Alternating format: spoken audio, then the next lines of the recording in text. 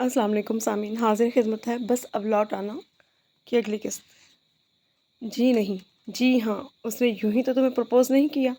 फिर इसकी थोड़ी को छूकर बोली, वैसे तुम हो भी बहुत प्यारी। और सुनो, महज गुज़िश्ता बातों की वजह से ये इंतकामन उसे रिजेक्ट मत करना।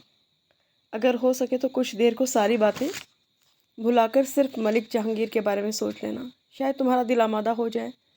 दिल की मात दिल की बात मत माना करो, सिवाय पछतावों के कुछ हाथ नहीं आता। अचानक उसे सहर आपी की कही बात याद आई तो नफ़ी में सर हिलाते हुए बोली, मैं दिल की बात नहीं मानती। चलो, दिमाग की सोच लेना। शहवार शायद हर सूरत उसे आमादा करना चाहती थी, लेकिन वो सहूलत से बात बदल गई। छोड़ो इस किस्से को, ये बताओ अगर तुम ताई जी के साथ जाओ तो तुम्हारी वापसी कब होगी? कल शाम में, शहवार सोचते हुए बोली। अगर वहाँ रह भी गई तो मैं शाम तक ज़रूर आ जाऊँगी, क्योंकि अब्बू जी को मेरा कहीं रहना पसंद नहीं है। फिर तुम मेरी वजह से अपना जाना मुलतवी मत करो। देखूंगी, अगर अम्मी जी ने इसरार किया तो चली जाऊंगी, वरना नहीं। बहरहाल हर दो सूरतों में जैसे खुद उठना, मुझे भी उठा देना। वो उठते हुए बोली।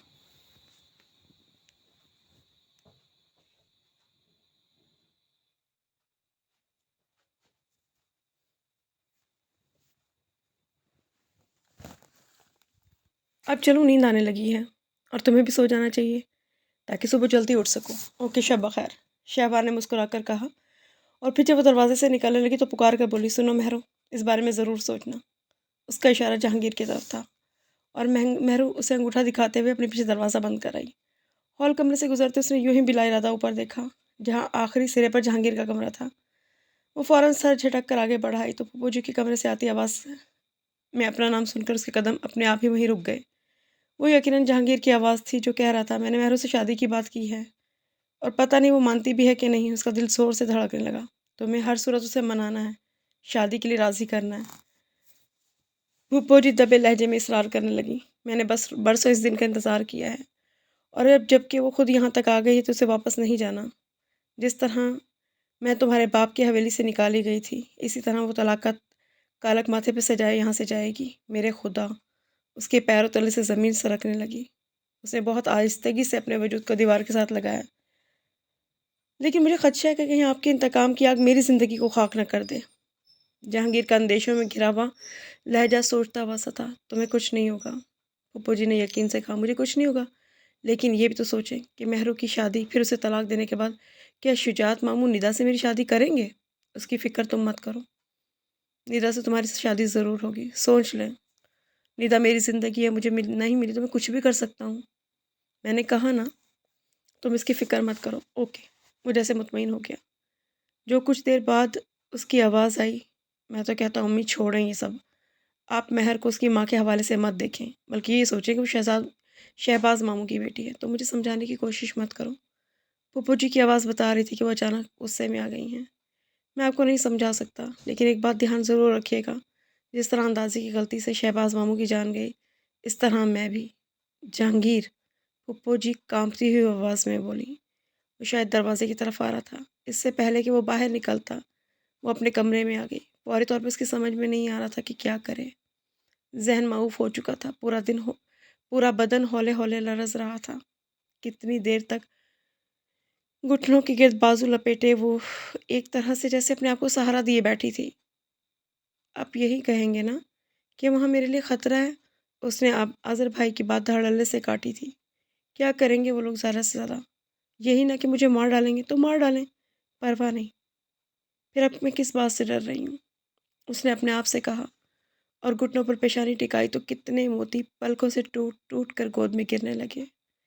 मैं आपको नहीं समझा सकता, लेकिन एक बात ज़रूर ध्यान रखिएगा, जिस तरह अंदाजे की गलती से शहबाज अम्मू की जान गई थी, इसी तरह मैं भी। जहांगीर की बात सारे शुबहात को यकीन में तब्दील कर गई थी। वो जो अपने आप को बहुत बहादुर समझती थी, ये यकीन हुए रेजा रेजा हो रही थी। शायद उसके अंदर कहीं ये ख्वाहिश तभी थी कि इन सारी बातों, इन अम्मी की शुबहात और खदशात में कहीं कोई हकीकत ना होती, कि वो जो अपने करीबी रिश्तों से तमाम उम्र लाताल्लुक़ रही, लाइम रही, तो अब ऐसी दूरी उनके दरमियान हाइल ना रहे। वो यहाँ ना रहे तब भी उनके होने का एहसास मान बनकर उसके साथ जाए। वो एक आलम को उनके करीबी رشتوں کی خبر دے، سحر آپی سے کہے ماموں جی کی چھت سے نکل کر کھلے آسمان تلے نہیں رہنا پڑے گا۔ لیکن مان تو کیا ملتا، اندر دبی معصوم خواہش یوں پامال ہوئی تھی کہ اپنا وجود بھی بے معنی ہو کر رہ گیا تھا۔ اسے یاد آیا یہاں آنے سے پہلے اس نے دسترخوان پہ اعلان کیا تھا کہ وہ دادا جی کے پاس جا رہی ہے، تو اس کے بعد مامی جی نے اٹھتے بیٹھتے طنز کرنے لگی تھیں۔ ان کی طنزیہ باتوں سے تنگ آ کر اس نے ایک دن کہا تھا، ہاں میں اپنے دادا جی کے پاس جا رہی ہوں اور دوبارہ پلٹ کر نہیں آؤں گی، بلکہ ان سے کہوں گی کہ امی کو بھی وہیں بلا لیں۔ اب اسے ایسا لگا جیسے مامی جی اس کا تمسخر اڑا رہی ہیں۔ دیکھ لی اپنے دادا کی حقیقت؟ نہیں، اس کے آنسو اور شدت سے بہنے لگے۔ دل میں کروٹیں لیتے درد نے اس کو اس قدر بے چین کر دیا کہ وہ اٹھ کھڑی ہوئی۔ اپنوں کے درمیان آ کر بھی وہ کس قدر تنہا ہو گئی تھی۔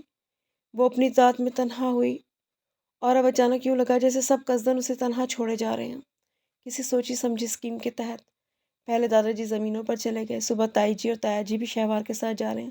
اس کے بعد وہ الجھنے لگی، ایک تواتر سے آنسو بہتے ہتھیلیوں میں جذب ہو رہے تھے۔ ذہن کو پھر سے جھٹک کر ایک نئی صورتحال پر غور کرنے لگی۔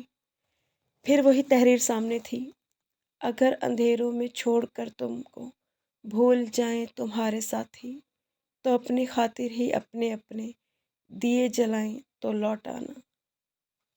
لوٹنا تو ہے۔ وہ طویل سانس لے کر پھر مسیری پر ڈھہ گئی۔ لیکن یہ کون ہے جو ہر مقام پر مجھے واپسی کی راہ دکھاتا ہے؟ رات کے آخری پہر میں کہیں جا کر وہ سوئی، اس لیے صبح حسب معمول اس کی آنکھ نہیں کھلی۔ جس وقت وہ اٹھی 11 بج رہے تھے۔ منہ ہاتھ دھو کر باتھ روم سے نکلی تو کمرے میں پھپھو جی کو دیکھ کر ایک دم رات کی باتیں یاد آنے لگی۔ وہ ٹھٹک کر ان سے کچھ فاصلے پر رک گئی۔ اتنی دیر تک سوئی رہی؟ تمہاری طبیعت تو ٹھیک ہے نا؟ پھپھو جی لاکھ لہجے میں شہد گھولیں، اب وہ متاثر نہیں ہو سکتے تھے۔ جی ٹھیک ہوں۔ اور ان کے چہرے سے نظریں ہٹا کر بولی، اصل میں رات دیر تک یہ کتاب پڑھتے رہے اس لیے دیر سے اٹھی ہوں۔ پھر اچانک یاد آیا تو پوچھنے لگی، شہوار ہے یا تایا جی کے ساتھ چلی گئی؟ چلی گئی، اسے صبح تمہیں اٹھایا تھا لیکن تم اٹھے ہی نہیں، ویسے شام تک آ جائے گی۔ جی اس نے بتایا تھا مجھے۔ اور دادا جی کب آئیں گے؟ ان کے بارے میں کچھ نہیں کہہ سکتی۔ ایک دن بعد یا ایک ہفتے بعد۔ ایک ہفتے؟ اس نے دہرایا، پھر کہنے لگی، لیکن پھپھو جی میں اتنے سارے دن یہاں نہیں رک سکتی، امی پریشان ہوں گی۔ پریشانی کی کیا بات ہے؟ اپنے گھر میں ہو۔ شاید امی کے ذکر پر پھپھو جی کا لہجہ بدلا تھا۔ پھر اس کے پاس رکے نہیں، جاتے جاتے بولی، ناشتہ کرنا چاہو تو ڈائننگ روم میں آ جانا۔ جی میں صرف چائے پیوں گی، وہ ان کے پیچھے آتے ہوئے بولی۔ پھر ڈائننگ روم کی طرف مڑ گئی اور وہاں کھڑے کھڑے چائے پی رہی تھی کہ جہانگیر سے ڈھونڈتا وہیں آ گیا، عجیب لڑکی ہو تم، صبح سے تمہارے اٹھنے کا انتظار کر رہا ہوں۔ کیوں؟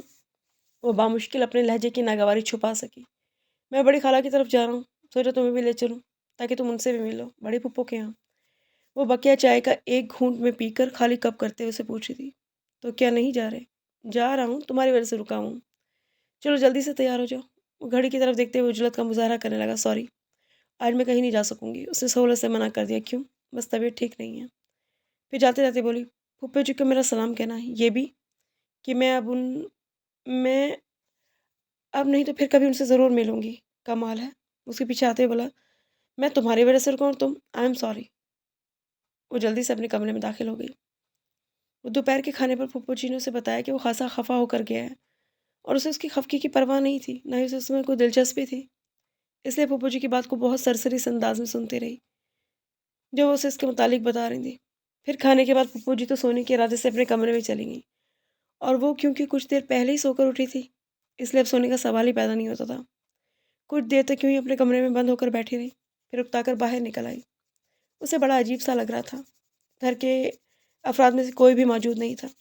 یوں ہی چلتے ہوئے ہال کمرے سے نکل کر برآمدے میں آئی تو وسیع لان میں دائیں طرف آخری سرے پر آم کے گھنے پیڑ کے تلے چرپائی پہ کو بوڑھا ملازم بیٹھا ہوا نظر آیا۔ اسے اچانک پتہ نہیں کیا خیال آیا، وہ محتاط ہو کر اسی کے پاس چلی آئی۔ پہلے سلام کیا، پھر پوچھنے لگی، کیا میں یہاں بیٹھ سکتی ہوں؟ ہاں، پر تم کون ہو؟ بوڑھا ملازم بغور اسے دیکھتے ہوئے پہچاننے کی کوشش کرنے لگا۔ میں مہرو ہوں، ملک شہباز کی بیٹی۔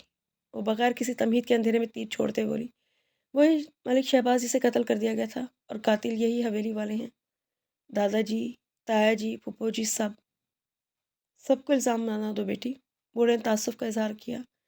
بیچارے ملک امتیاز سائیں اور بڑے سائیں تو آج تک شہباز سائیں کا غم سینے سے لگائے میں۔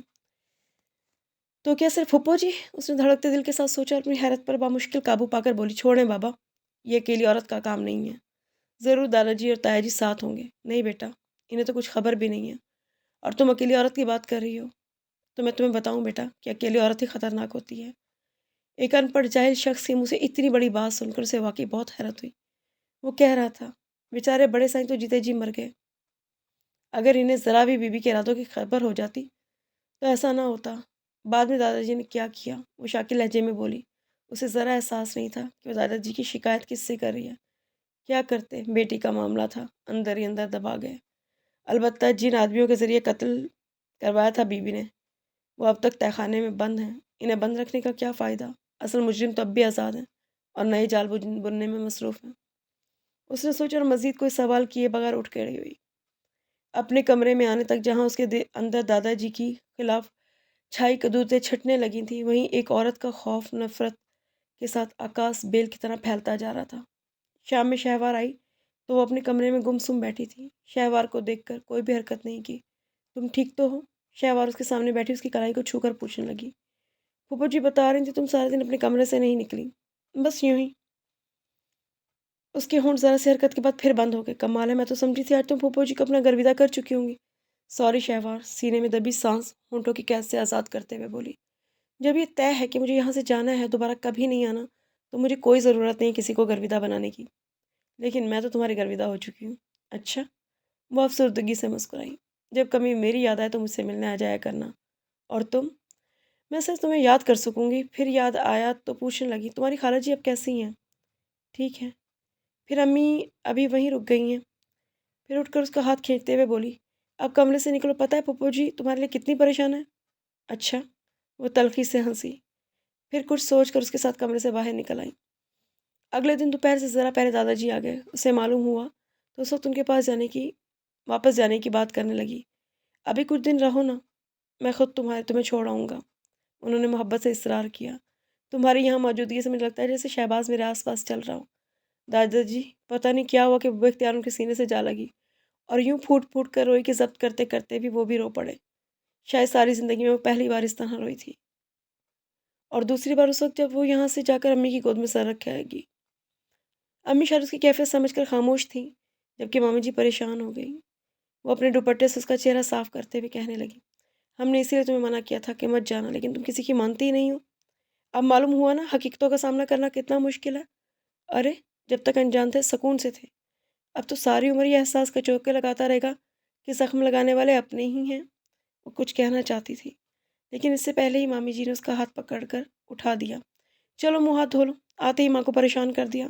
ایک تو وہ پہلے ہی تمہارے لیے اتنی پریشان رہی ہے۔ اس کے لیے مامی جی کا یہ انداز نیا اور حیران کن تھا، کیونکہ اس کی سوچ کے مطابق تو انہیں سے دیکھتے ہی کہنا چاہیے تھا، تم تو کبھی نہ جانے کے لیے گئی تھی، پھر کیوں آئیں؟ بہرحال یہ تبدیلی حیران کن، اس کی سمجھ سے باہر تھی، فی الحال سمجھنے کی پوزیشن میں بھی نہیں تھی۔ اس لیے منہ دھو کر آئی تو چپ چاپ امی کی گود میں سر رکھ کر لیٹ گئی۔ اب پھر نہ رو کر ماں کو پریشان کرنا۔ مامی جی نے کہا تو وہ ہلکے سے مسکرائی، امی تو یوں ہی پریشان ہو جاتی ہیں۔ پھر ان کے دونوں ہاتھ تھام کر اپنے گالوں سے لگاتے ہوئے بولی، میں اپنے دادا جی کے پاس تو گئی تھی، کہیں اور تو نہیں جو آپ پریشان ہو گئی؟ ہائے، جب سے اپنے دادا جی کے پاس سے آئی ہو اتنا رونا دھونا تو مچایا ہوا تم نے۔ مامی جی کے چپتے ہوئے لہجے کے باوجود اطمینان سے وہ بولی، وہ تو میں اس لیے روئی مامی جی کہ امی سندھ آپ سب لوگوں نے دادا جی پر شبہ کیا، انہیں قاتل بنا دیا۔ بس بی بی اب کوئی نئی کہانی نہ سنانے بیٹھ جانا۔ انہوں نے مجھے کوئی کہانی نہیں سنائی، میں خود حقیقت جانی ہے۔ پھر اس نے جو جانا تھا اس کی تمام تفصیل کہہ سنائی۔ آخر میں کہنے لگی، پھوپھی جی اب بھی اپنے انتقام کی آگ میں جل رہی ہیں، اور جب تک وہ اس آگ کو دہکائے رکھیں گے وہ اس میں جلتی رہیں گی، اور میں نے ان کے حال پر چھوڑ آئی ہوں۔ ان کے لیے یہی سزا کافی ہے کہ باقی یہ ساری عمر پلان بناتی رہیں، کبھی مہرو کو تباہ کرنے کے لیے، کبھی سحر کو، کبھی امی کو، اور ہر بار کی ناکامی ان کی اندر آگ کو اور ہوا دے۔ بالآخر ایک دن اس آگ کی لپٹ میں وہ خود آ جائیں گی۔ اس کی باتیں سن کر امی خاموش تھیں، جبکہ مامی جی کہنے لگی، پھر بھی ایسی عورت سے ہوشیار رہنے کی ضرورت ہے۔ ہاں اکیلی عورت بہت خطرناک ہوتی ہے، وہ سوچتے ہوئے بولی۔ اکیلی کہاں، سب ہیں اس کے۔ مامی جی اپنی سمجھ کے مطابق چمک کر بولی، اکیلی عورت وہ نہیں مامی جی کہ جس کا کوئی نہیں، بلکہ اپنی من مانی کرنے والی اکیلی عورت ہوتی ہے، اور بے حد خطرناک۔ قدر توقف سے وہ بولی، لیکن یہ بھی تو جو جتنا خطرناک ہوتا ہے وہ اتنی ہی بڑی ٹھوکر بھی کھاتا ہے۔ ٹھیک کہتی ہیں، مامی جی نے پہلے سر ہلایا، پھر کانوں کو ہاتھ لگاتے ہوئے بولی، اللہ معاف کرے، سحر آپی کیسی ہیں؟ وہ امی کی مسلسل خاموشی کو توڑنے کی خاطر ان سے پوچھنے لگی۔ ٹھیک ہے، امی نے اسی قدر کہا۔ مامی جی بول اٹھی۔ کہاں ٹھیک ہے؟ ابھی کل ہی تو یہاں سے گئی ہے۔ وہ بھی آزر جا کر جواد کو سمجھا بجھا کر آیا، تب کہیں جا کر سحر کو لے کر گیا ہے۔ اب کیا ڈیمانڈ تھی ان کی؟ وہ اب مامی جی سے ہی بات کرنے لگی تھی۔ کوئی کاروبار شروع کرنا چاہتا ہے، ان کے لیے پیسے چاہیے۔ تمہارے ماموں کے پاس تو اتنا ہے نہیں، البتہ آزر کہہ رہا ہے کہ کہیں سے بندوبست کر دوں گا۔ کہاں سے؟ بلا ارادہ اس کا منہ سے نکل گیا، پھر کہنے لگی، آزر بھائی کو کہیں سے کوئی انتظام کرنے کی ضرورت نہیں ہے۔ کیوں؟ اس لیے کہ اب جو کریں گے دادا جی کریں گے، انہوں نے مجھ سے کہا ہے، اور یہ بھی کہ وہ آپ کے اور ماموں جی کے بہت مشکور ہیں کہ آپ نے ان کے بیٹے کے بچوں کو سہارا دیا۔ ہمارے تو جیسے کچھ نہیں لگتے تھے۔ مامی جی برا مان کر بولی۔ یہ بات نہیں ہے مامی جی، ان کا ہاتھ دبا کر بولی۔ دادا جی خود ہم سے زیادہ آپ کا حق تسلیم کرتے ہیں، اور مہرو، آزر بھائی کے آنے اور پکارنے سے اس کی بات ادھوری رہ گئی۔ پھر زیادہ دن نہیں گزرے تھے، دادا جی کی طرف سے ایک رجسٹری کا لفافہ موصول ہوا، جس میں ان کے نام ایک خط انہوں نے لکھا تھا۔ بیٹی مہرو، خوش رہو، میں نے شہباز کی جاگیر تمہاری والدہ کے نام کر دی ہے۔ یہ نہ تو ان کی ساری عمر کی محرومیوں کا ازالہ ہے، اور نہ میرے کسی گناہوں کا کفارہ۔ بس اپنی والدہ سے کہو یہ قبول کر لیں، شہباز کی چیز سمجھ کر۔ اور بیٹی میں جانتا ہوں تم پھر کبھی حویلی نہیں آؤ گی، اس لیے مجھے اجازت دو کہ جب میرا دل چاہے تم سے ملنے آ سکوں۔ آپ جب چاہیں آ سکتے ہیں دادا جی۔ وہ ہلکے سے بڑبڑائی اور بقیہ کاغذات دیکھ کر امی کے حوالے کر دیے۔ جنہیں دیکھتے ہی وہ کہنے لگی، میں ان کا کیا کروں؟ آپ یہ ماموں جی کو دے دیجیے گا، جو وہ چاہیں گے، جیسے چاہیں گے وہ جائیداد کو سنبھال لیں گے۔ آخر وہی اس گھر کا کرتا دھرتا ہے، اور ہم بھی اس گھر کے فرد ہیں۔ اس نے نیک نیتی سے مشورہ دیتے ہوئے امی کو کہا۔ امی پرسوچ انداز میں سر ہلانے لگی۔ اسی شام سحر آپی آ گئیں، بے حد مرجھائی ہوئی سی لگ رہی تھی۔ انہیں دیکھتے ہوئے جان گئی کہ جواد بھائی نے انہیں آخری وارننگ دے کر بھیجا ہے۔ وہ کیا ابھی انہیں دینے کے لیے امی کے پاس بہت کچھ تھا، پھر بھی وہ ان کی حالت کا ذمہ دار آزر بھائی کو سمجھتی تھی۔ ان کے کمرے میں جا پہنچی اور ان سے پوچھنا چاہتی تھی کہ آخر کیا کمی تھی سحر، کیوں ان کے لیے سٹینڈ لینے کے بجائے خاموشی سے دستبردار ہو گئے تھے۔ آزر بھائی کمرے میں موجود نہیں تھے۔ باتھ روم سے پانی گرنے کی آواز آئی۔ وہ ان کے انتظار میں وہیں بیٹھ گئی۔ اس کے اندر ان کے خلاف غصہ بھرا ہوا تھا۔ وہ اس وقت ہر صورت میں غصہ انہی پر نکالنا چاہتے تھے۔ دل چاہ رہا تھا وہ زور سے باتھ روم کا دروازہ پیٹ کر انہیں فوراً باہر آنے کو کہے۔ چند قدم آگے بڑھی، پھر فوراً کچھ اکتا کر، کچھ جھنجھلا کر پٹکنے والے انداز میں کتاب رکھی تو نظر کھلے پیڈ پر جا پڑی۔ میں یوں ہی روز ہوا پر لکھ لکھ کے اس کی جانب بھیجتا رہا ہوں کہ اچھے موسم اگر پہاڑوں پر آئیں تو لوٹ آنا۔ ارے وہ بے تحاشا حیرتوں میں آن گھری۔ دوسرے ہی پل جانے کتنے لمحات، کتنی باتیں ایک دوسرے کو دھکیلتی ہوئی ذہن کے دریچوں کو دستک دینے لگی تھیں۔ ابھی بھی آپ کو یاد کر رہے تھے، کس کا نام لوں کہ آپ کو خوشی ہوگی؟ جس طرح اس نے امی اور سحر آپی کا نام کا خیال کیے بغیر پوچھا تھا، اسی طرح انہوں نے بھی ان دونوں کی موجودگی کا خیال کیے بغیر کہہ دیا تھا، اپنا نام لے لو۔ میں بزدل نہیں ہوں مہرو، دیکھنا وقت آنے پر ثابت کر دکھاؤں گا۔ جو باتیں تم یہاں رہ کر نہیں جان پائی، ہو سکتا ہے کچھ وقت کی دوری تمہیں سمجھا دے۔ آزر بھائی باتھ روم کا دروازہ کھلنے پر وہ وہیں کھڑے کھڑے پوری گھوم گئی۔ وہ تولیے سے اپنے سر کو رگڑتے ہوئے آ رہے تھے۔ پھر اس پر نظر پڑی، نیم باں ہونٹ اور پوری کھلی آنکھوں کے ساتھ انہیں ہی دیکھتے جا رہی تھی۔ مہرو، اس طرح کیا دیکھ رہی ہو؟ کچھ نہیں، وہ کھوئے کھوئے لہجے میں بولی۔ ان کے قریب سے نکل کر جانے لگی تو اس نے پکار لیا، سنو۔ اس نے پلٹ کر دیکھا تو کہنے لگے، کم از کم اپنی بے وقوفی کا اعتراف تو کرتی جاؤ۔ کیا مطلب؟ وہ ایک دم سنبھل کر کھڑی ہو گئی، کہ جو بات تمہیں بہت پہلے جان لینی چاہیے تھی وہ اب جان پائی ہو۔ کون سی بات؟ وہ نظریں چرا گئی۔ یہی کہ آزر خان سحر سے نہیں تم سے محبت کرتا تھا، اور تمہارے لیے سب سے لڑ سکتا ہوں، سمجھی تم؟ وہ بات کرتے اس کی طرف آ رہے تھے۔ اگر نہیں سمجھی تو محبت کا ثبوت پیش کروں؟ ان کی مسکراہٹ میں شوخی کا رنگ سمایا۔ تب اس کی دھڑکنیں یوں اچانک شور مچانے لگیں کہ وہ گھبرا کر کمرے سے باہر کی طرف نکلی، اور اگلے ہی قدم پر وہ کھڑے تھے، محبتوں کا ساگر جیسے بوند بوند بس اس کے نام تھا۔